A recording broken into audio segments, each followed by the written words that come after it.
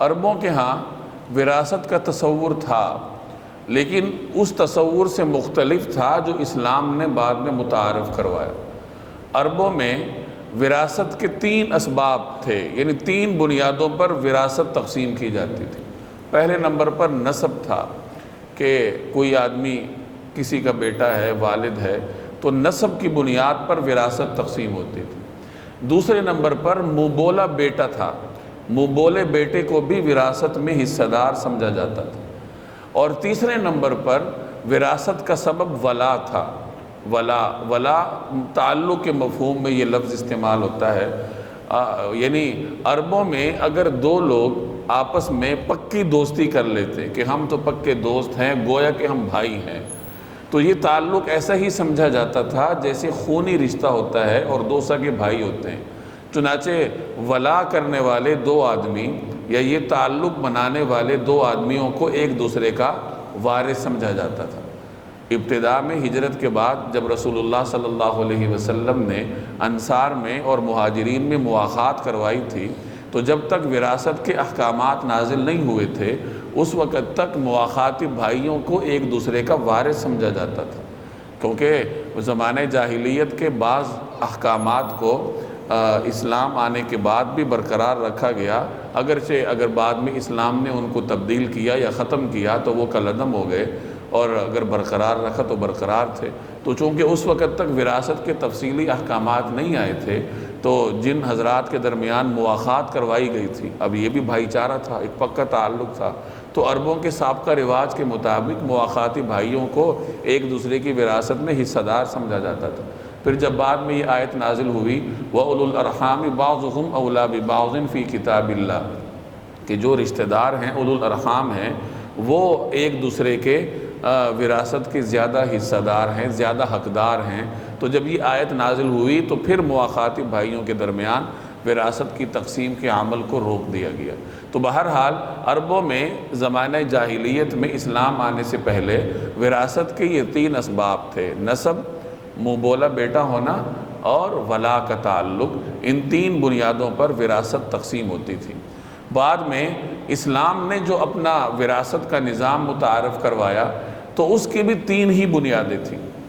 پہلے نمبر پر نسب تھا، عربوں کے ہاں بھی نسب وراثت کی بنیاد تھی، لیکن ان کے ہاں اس کی نوعیت کچھ اور تھی۔ جیسے میں نے پہلے آپ کو بتایا کہ صرف اس لڑکے کو وراثت میں حصہ دار سمجھا جاتا تھا جو مال کمانے کے لائق ہوتا تھا، کہ بالغ بیٹا ہے تو نسب کی بنیاد پر صرف بالغ بیٹوں کو وراثت میں حصہ دار سمجھا جاتا تھا، باقی جو نابالغ بچے ہیں یا خواتین ہیں، چاہے بالغ ہوں یا نابالغ ہوں، ان کو وراثت سے محروم رکھا جاتا تھا۔ تو اسلام نے اس طریقہ کار کو بدلا، آگے تفصیل آپ کے سامنے آئے گی۔ تو اسلام میں وراثت کی پہلی بنیاد نسب ہے، دوسری بنیاد نکاح ہے، کہ میاں بیوی کے درمیان جب نکاح ہوتا ہے تو نکاح کے بنیاد پر وہ ایک دوسرے کے وارث بنتے ہیں۔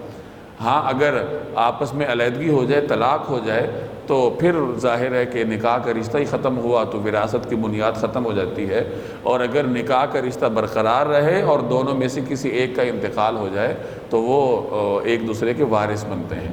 تو 2 اسباب ہو گئے۔ تیسرا سبب اسلام میں ولا ہے، ولا الموالات۔ ولا جیسے میں نے عرض کیا کہ تعلق کے مفہوم میں استعمال ہوتا ہے۔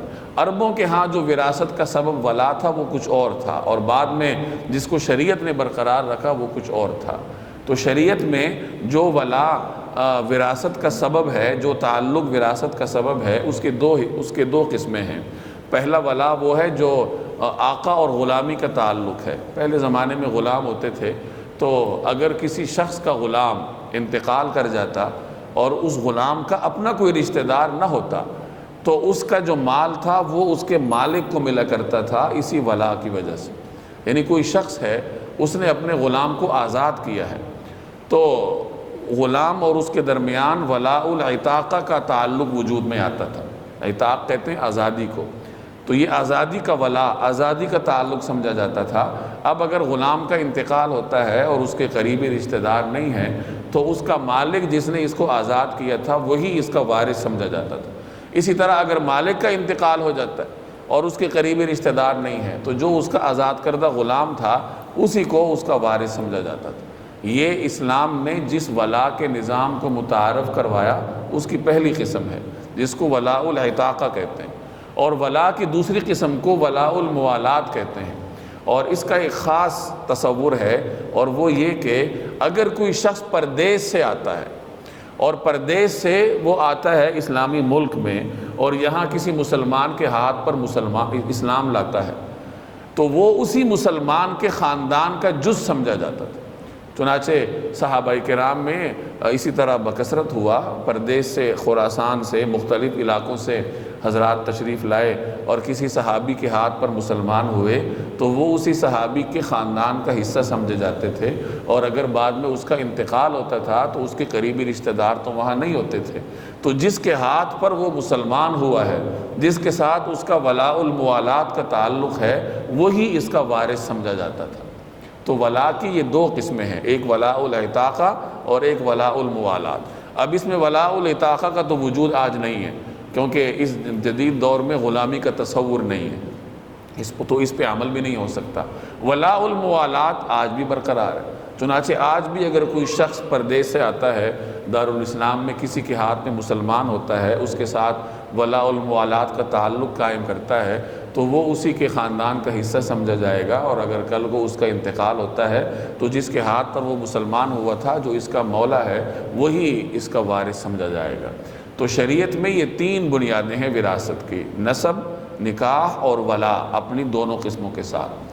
تو نسب میں جیسے میں نے عرض کیا کہ اسلام نے اس میں تبدیلیاں کی کہ اس میں مردوں اور عورتوں کو حصہ دار قرار دیا، مرد چاہے بالغ ہے یا نابالغ ہے لیکن وہ وراثت میں برابر کا حصہ دار ہوگا، اور اگلی دو